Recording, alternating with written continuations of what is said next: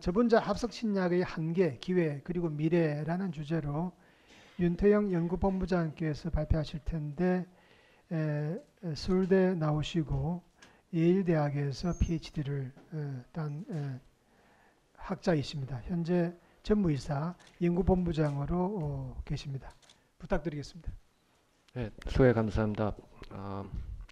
사실은 제가 작년 2회 때도 제가 초대를 받았었는데 막판에 제가 죄송스럽게 못 온다고 그랬습니다. 왜냐면 이게 프로그램을 보니까는 다 뭐 그 셀 테라피, 뭐 진 테라피, 엔티바 다 그런 미래의학 그래가지고서는 전 사실은 동아에서는 이제 물론 제 항체 신약도 조금 하려고는 하고 있지만 대부분은 이제 스몰 몰리큘에서 스몰 몰리큘을 가지고 미래의학 얘기를 한다는 게 제가 조금 다른 얘기가 아닐까 뭐 해서 좀 사실 드릴 말씀이 없다 해서 이제 막판에 취소를 했었는데요. 근데 올해 또 얘기가 와가지고 또 못한다 그럴 순 없고 그래서 그냥 저희들이 하고 있는 것보다는 스몰 몰리큘 저분자 화합물에 지금 글로벌하게 진행되고 있는 새로운 지평이랄까 뭐 그런 거에 대해서 그냥 간단하게 소개를 드리도록 하겠습니다. 거기에 앞서서 이제 좀 장황한 얘기를 시작하자면은 사실은 저희들이 지금 뭐 정보화 사회 뭐 굉장히 딱 여기 뭐 모든 게 있는 그런 시대에 살고 있지만 이런 시대가 가능하게 된 건 사실은 20세기 초반에 현대 물리학이 등장했기 때문입니다. 사실 그 당시 20세기 초반에 이제 현대 물리학 양자역학이라든가 뭐 상대성 이론이라든가 다 그런 사이언스에 기반을 해서 우리가 그 전까지 몰랐던 이 자연의 네이처에 있는 새로운 힘, 뭐 어떤 힘이랄까 그런 원리들을 우리가 함으로 해서 원리들을 알므로 해서 그 원리를 이용해서 반도체를 만들고 뭐 전자산업이 발달하고 통신이 발달하고 그것이 지금 사회를 지금과 같은 정보화 사회를 만들었습니다. 결국 사이언스가 테크놀로지를 낳고 테크놀로지가 사회를 바꾼다고 생각을 합니다. 이 말씀을 드리는 이유는 그게 이제 현대 물리학이 그런 일을 했고 사실은 지금 2000년 휴먼 지놈 완성을 전후로 해가지고 사실은 또 한 번의 이 인류의 어떤 지식의 거대한 그 퀀텀 점프가 또 일어나고 있는 게 이제 바이올로지 쪽입니다. 그래서 그냥 마던 바이올로지라고 이름을 붙였고 이것이 지금 그 기초 사이언스에 머무르지 않고 실제 우리 실생활로 넘어가고 있는 그런 시기라고 생각을 합니다. 그래서 당연히 우선은 새로운 의학학 쪽으로 넘어갈 거라고 생각하고 궁극적으로는 우리 사회의 모습을 엄청나게 바꿀 텐데 뭐 그때까지는 제가 살 게 아니니까 별로 관심 없고요. 어쨌든 그래서 이런 의미에서 지금 미래의학이라고 지금 미래의학 심포지엄이라고 하는 게 상당히 시기적절하고 의미 있는 일이라고 생각을 합니다. 결국은 제가 말씀드리려고 하는 것은 사이언스가 테크놀로지를 바꾸고 테크놀로지를 낳고 테크놀로지가 사회를 바꾸는데 그 근본 원리라기보다 어떤 식으로 그게 워킹을 하는지에 대해서 제 간단한 생각입니다. 결국은 사이언스하고 테크놀로지로 연결되는 부분은 우리가 그냥 관찰하는 게 있고 결국은 서구 과학의 어떤 리덕셔니즘입니다. 환원주의적인 접근인데 그냥 우리가 빛이 있다 하면 빛이 있고 마는 건데 그 빛이 뭐로 만들어졌을까? 왜 이게 무지개색으로 갈라질까? 하고 그걸 리덕셔니즘으로 파고 들어가면은 이제 디컨스트럭트를 하면 우리가 빛이 삼원색으로 돼 있구나. 그리고 그 삼원색을 어떻게 엮으면은 다시 모든 색깔을 만들 수 있을 것인가. 그게 이제 다시 리컨스트럭트 함으로써 우리가 이런 사이언티픽한 사이언스가 결국은 테크놀로지로 이어지는 거라고 생각을 합니다. 결국은 디컨스트럭트 하고 해서 프린시플을 찾고 그 프린시플을 다시 리컨스트럭트 함으로 해서 새로운 뭐랄까 새로운 발전이 만들어진다고 생각을 합니다. 어, 이렇게 장황한 말씀을 드리는 거는 신약 그냥 뭐 우리가 돌아가서 신약이라는 것, 의약품이라는 것 이런 것도 다 그런 결국은 이제 양의학이죠. 서구의학 또 그런 과정을 거쳐왔다라는 말씀을 드리고 싶어서입니다. 옛날에는 뭐 한 100년 전, 50년 전, 100년 전만 하더라도 뭐 서양이나 우리나라나 동양이나 차이 없이 그냥 아프면은 어디서 약초 같은 거 캐다가 먹어보고 그랬습니다. 그런 게 이제 그런 어떤 약초를 캐다가 먹으면은 뭐가 낫더라, 열이 내리더라, 뭐 그런 지식이 데이터베이스가 이제 수천 년 동안 쌓인 데이터베이스가 있습니다. 서양도 있고 동양도 있었습니다. 왜 그러는지는 모르지만 그냥 그런 데이터베이스고 결국은 50년, 60년대, 50년대 뭐 이때쯤 돼가지고 화학이 발달을 하면서 리덕셔니즘이죠. 결국은 이 안에 뭐가 있어가지고 이 안에 뭐가 있었기 때문에 이걸 먹으면 열이 내릴까 하는 거를 파고 들어가 보니까는 뭐 정확히 아스피린은 아니지만은 어쨌든 살리실릭 애시드라는 게 버드나무 잎에 뭐 살리실릭 애시드라는 게 있고 그것이 결국은 열을 내리는 거고 그것을 버드나무 잎에서 추출할 게 아니라 그 당시에 뭐 염료라든가 이런 것 때문에 발달한 화학적인 방법을 써서 합성을 해가지고 똑같은 걸 만들어 보니까 같은 효과가 있더라. 결국 이런 발견에서부터 이제 제약 산업이라는 것이 이제 시작이 됐다고 말씀드릴 수 있습니다. 그래가지고 뭐 초기에 제약 산업은 결국은 다 케미스트리였죠. 다 아시다시피 케미스트리에서 아무거나 그냥 만들어 가지고 그냥 찔러보자. 근데 사람한테 먹어볼 수는 없으니까 그냥 쥐한테 찔러보자. 아무거나 만들어서 그냥 찔러보니까는 쥐가 뭐 얌전해지더라. 그러면 이건 무슨 뭐 앵젤 일이게 되지 않을까. 뭐 그런 식으로 이제 약들이 이제 개발되기 시작했습니다. 그러다가 패스트 포워드 해가지고 그러면은 약뿐만이 아니라 사람 인체 휴먼 바디도 리덕셔니즘으로 다시 파고 들어가 보는 겁니다. 그러면 사람의 몸을 잘라 보니까 장기가 있고 장기를 잘라 안을 들여다 보니까는 세포로 돼 있고 세포 안을 보니까 단백질 뭐 기타 다른 바이오몰리큘들이 있고 그리고 그것들이 결국 DNA에서부터 만들어지더라. 이런 데까지 우리가 알게 됐습니다. 여기까지 이렇게 바이올로지가 발달하다 보니까는 그제서야 이제 그 약이 왜 워킹을 했었는지를 알게 된 겁니다. 우리 그전에는 그냥 피노티픽하게 써보니까는 먹어보니까는 어떤 효과가 있더라. 그게 이제 신약이었다면은 바이올로지가 발달하면서부터는 그 약이 결국은 어떤 타겟에 들러붙어 가지고 작용을 했기 이렇게 작용을 했기 때문에 우리가 병을 고치는 효과가 있었구나 하는 것을 알게 됐습니다. 그래서 모던 드럭 디스커버리는 결국 타겟 베이스 드럭 디스커버리입니다.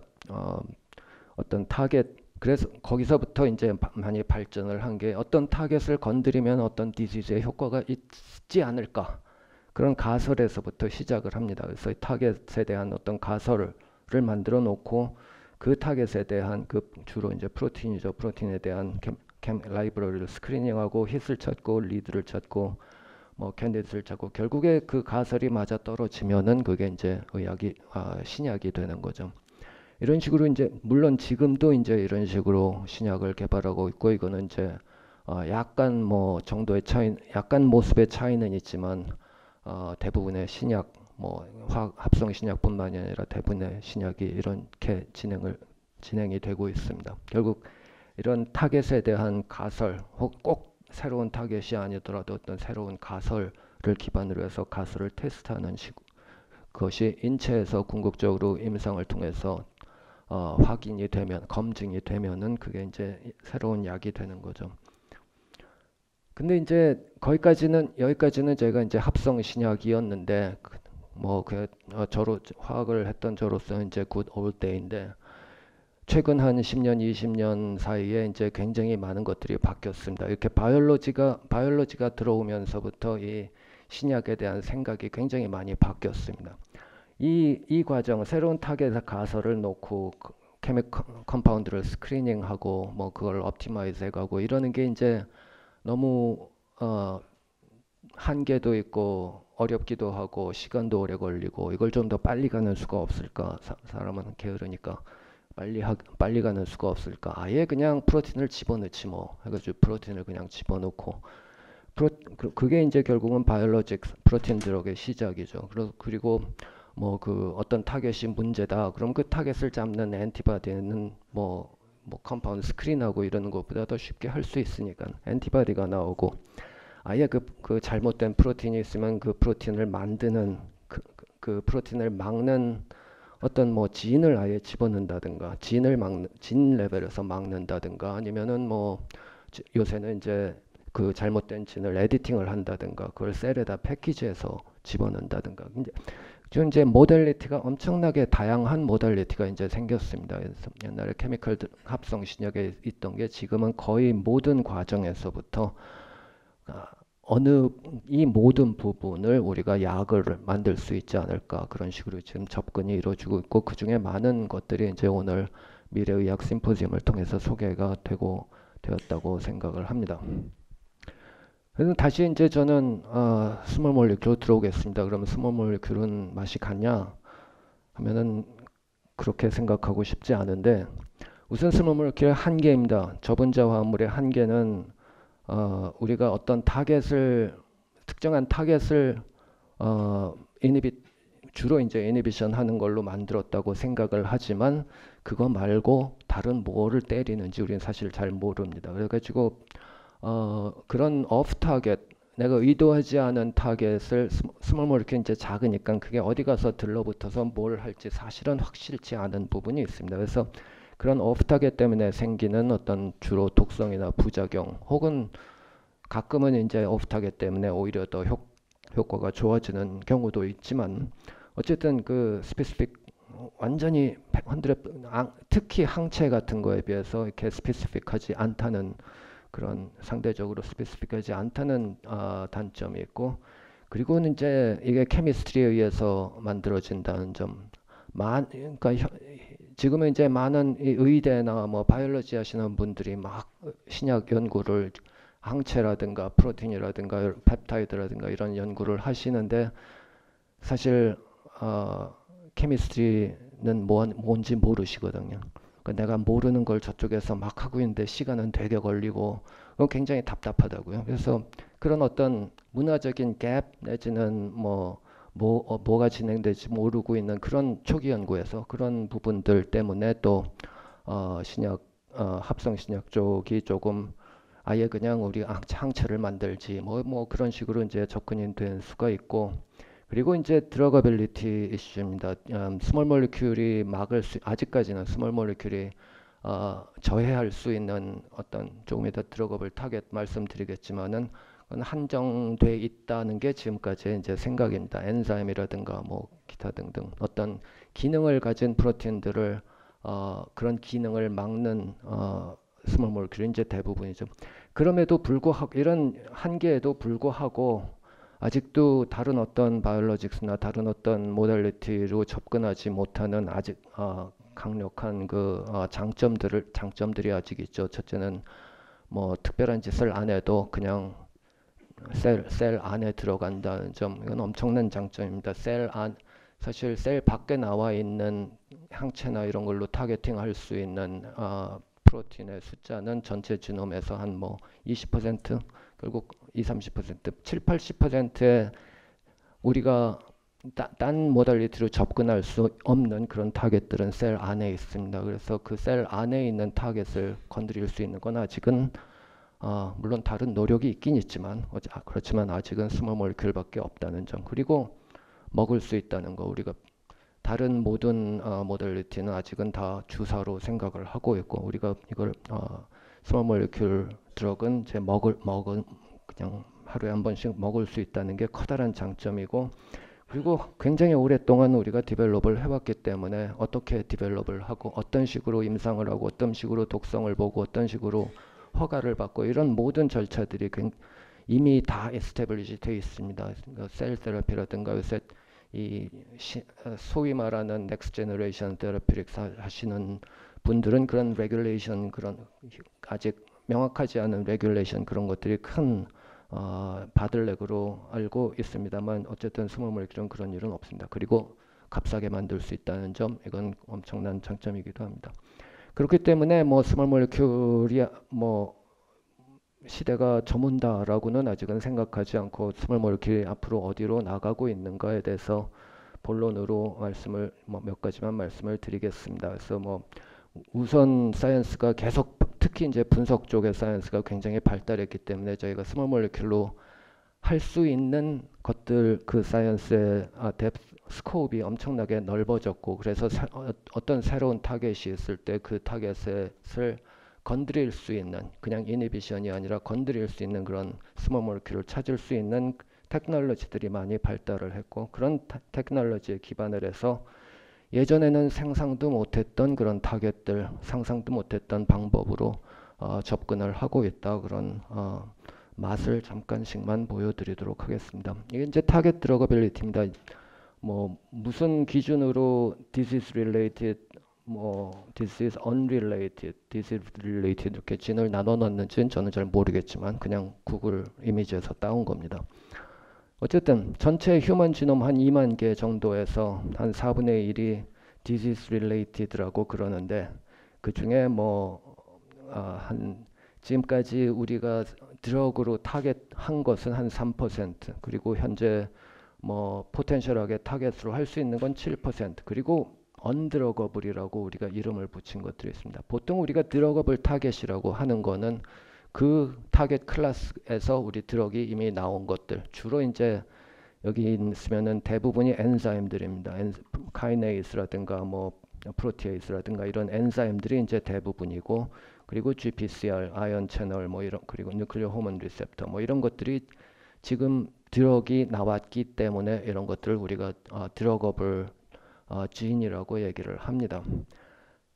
그런 의미에서 드러거블이 있고, 사실 드러거빌리티라는 게 여러 가지 관점에서 몇 가지 관점에서 얘기할 수 있는데 가장 크게는 이 스몰 몰리큘이 바인딩 할 수 있느냐, 스몰 몰리큘 바인딩 하려면 어떤 이런 특정한 모양이 있어야 됩니다. 이 클래프트에 스몰 몰리큘이 들어갈 수 있느냐부터 시작을 해서, 또 다른 의미의 드러거빌리티는 이 프로틴이 어떤 기능을 하느냐, 그래서 스몰 몰리큘이 그 기능을 막을 수 있느냐, 그런 의미에서 이제 드러거빌리티 두 가지 관점에서 드러거빌리티 얘기를 합니다. 근데 첫 번째 관점에 이 프로틴이 어떤 기능을 하느냐, 엔자임 역할을 하느냐, 혹은 GPCR처럼 및 다운스트림의 어떤 시그널 변화를 주느냐, 애거니스트건 엔타고니스트건 그런 식으로 생각을 한다면은 그런 드러거빌리티는 이제 우리가 많이 극복된 예들이 이제 많이 생기고 있습니다. 근데 드러거블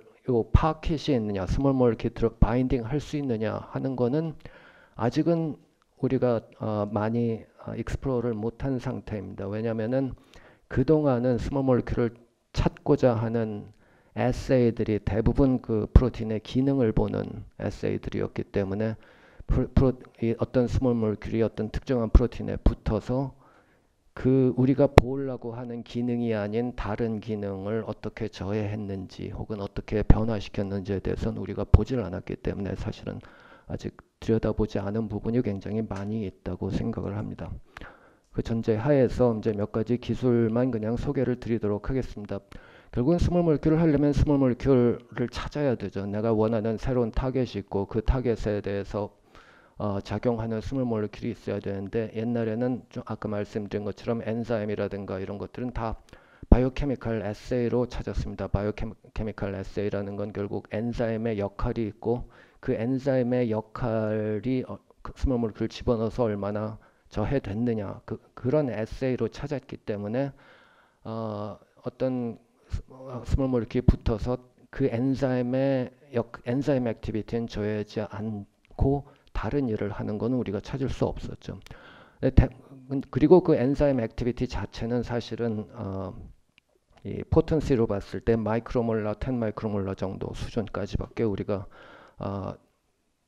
잴 수 있는 이제 기술이 별로 없었습니다.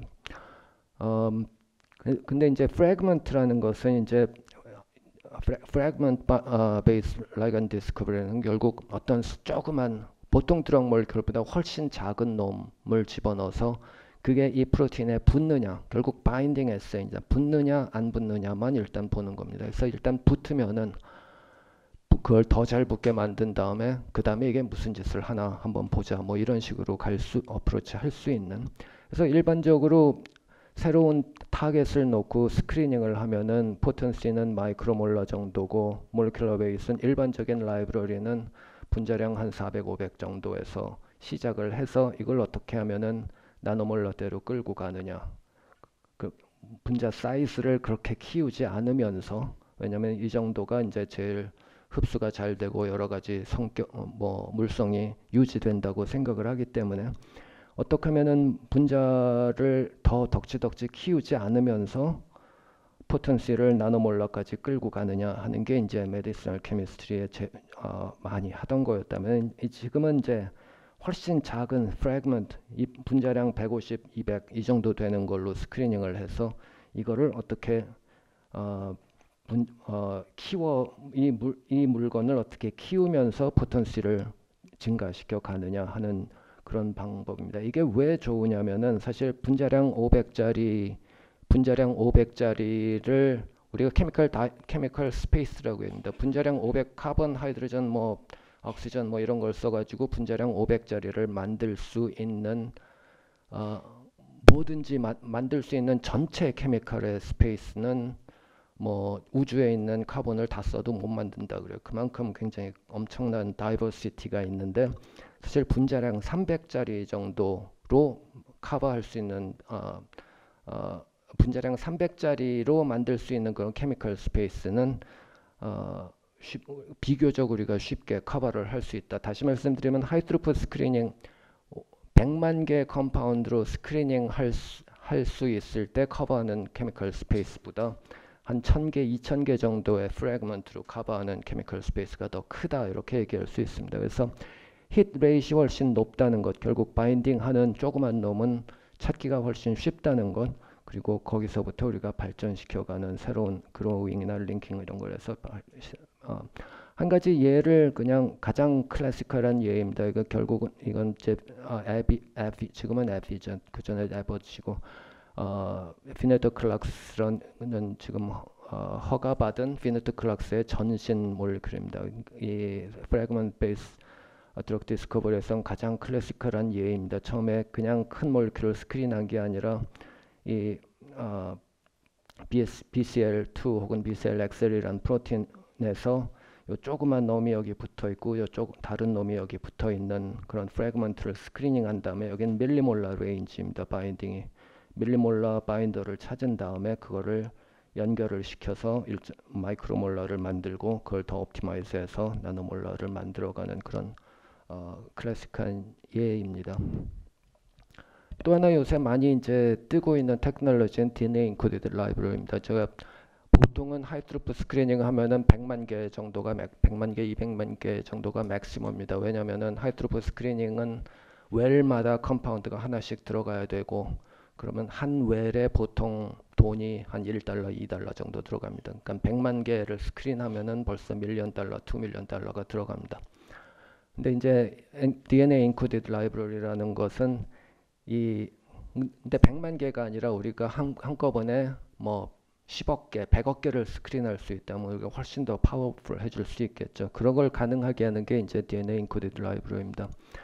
DNA 인코디드 라이브러리는 예를 들어서 이런 몰큐를 우리가 하나 만든다 했을 때 이 보라색 부분을 어떤 거를 집어넣느냐, 그거를 DNA로 코딩을 하고, 그 다음에 이 녹색 부분을 어떤 걸 합성할 때마다 뭘 집어넣느냐에 따라서 이 녹색 DNA로 코딩을 하고, 그런 식으로 만들어 가지고, 그러면 여기서 지금 각 요 색깔 부분에 그 조각을 한 100개씩만 집어넣는다 하더라도 지금 10의 8승계를 만들 수 있는 그런 스캐폴드죠.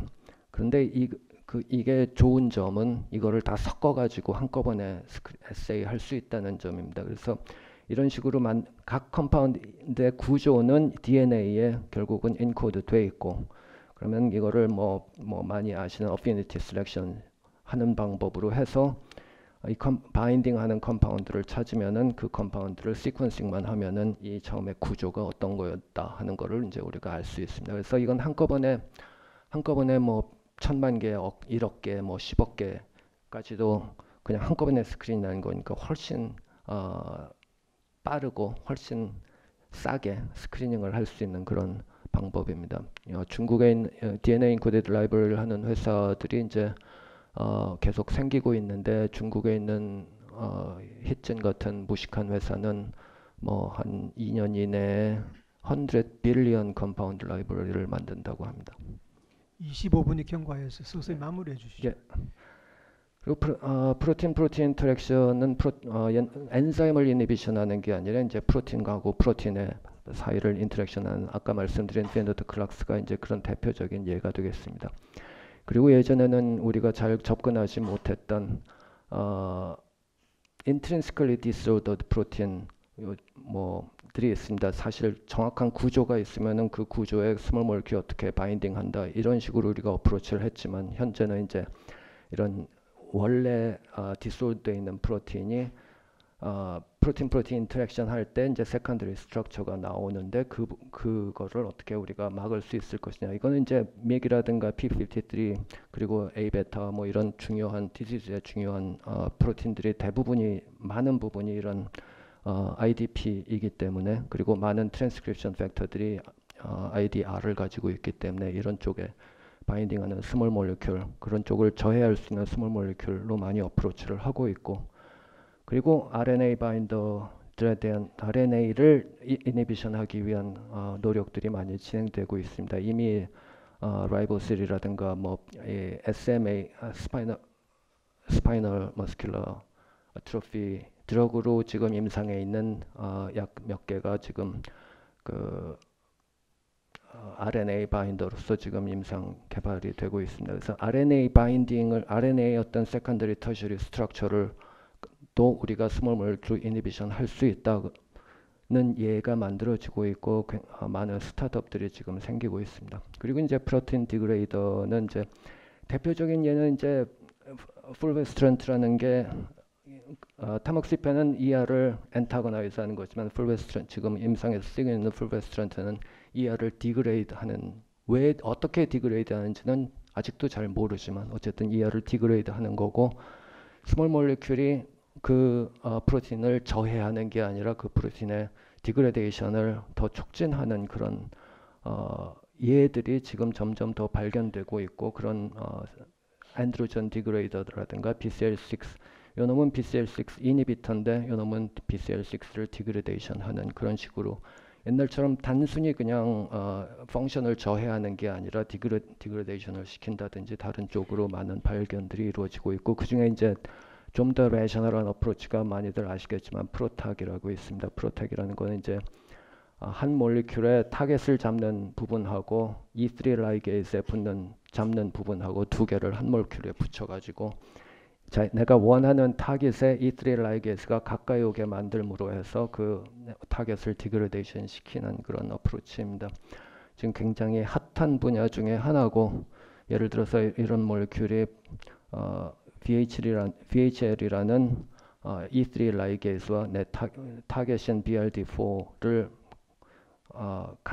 서로 붙게 만들므로 해서 이 BRD4의 유비퀴티네이션이 되고 그게 프로티오즘에 의해서 디그레데이션이 되도록 하는 그런 캐탈리틱 역할을 하는 여러 가지 장점을 가지고 있는 어프로치입니다. 현재 아비나스라는 회사에서 바로 2달 전에 최초로 이제 임상에 진입을 했다고 안드로젠 리셉터 디그레데이션 하는 프로텍이 이제 최초로 임상을 진입을 했고 상당히 많은 회사들이 스타트업들이 상당히 많은 투자를 받아서 이 어프로치를 진행하고 있고 물론 빅파마들도 다 하고 있고 국내에도 몇 개 회사가 시작을 했습니다. 뭐 대충 이 정도고 뭐 처음에 말씀드린 것처럼 결국은 디컨스트럭트하고 리컨스트럭트 이제 우리가 빼먹을 수 없는 부분은 사실 이 리컨스트럭션 부분입니다. 지금까지 드럭 디스커버리는 모던 드럭 디스커버리는 지금 타겟에 들어 어떤 특정한 타겟을 이니비션 하면은 어떻게 된다. 특정한 타겟을 디그레데이션 하면 어떻게 된다. 거기까지 우리 바이올로지도 와 있고 거기까지 우리가 그것을 잡는 그런 드럭들을 우리가 만들고 있지만 미래에는 결국은 다 드럭 컨비네이션 어떤 드럭 이 프린시플을 우리가 찾았으면 그걸 다시 엮어서 환자한테 적용하는 방식으로 가지 않을까. 물론 이제 바이올로지도 지금 지네틱스 진 하나하나에 대한 연구까지 왔지만은 뭐 지금 시스템스 바이올로지라든가 그걸 다시 엮어서 전체를 만드는 쪽으로 사이언스가 발달하고 있는 것처럼 그걸 이용해서 앞으로의 미래 의학은 결국은 다 그 특정한 환자한테 맞는 드럭 컨비네이션 쪽으로 가지 않을까라고 생각을 합니다. 그래서 드럭 컨비네이션도 앞으로 굉장히 중요한 부분이 될 거라고 생각을 합니다.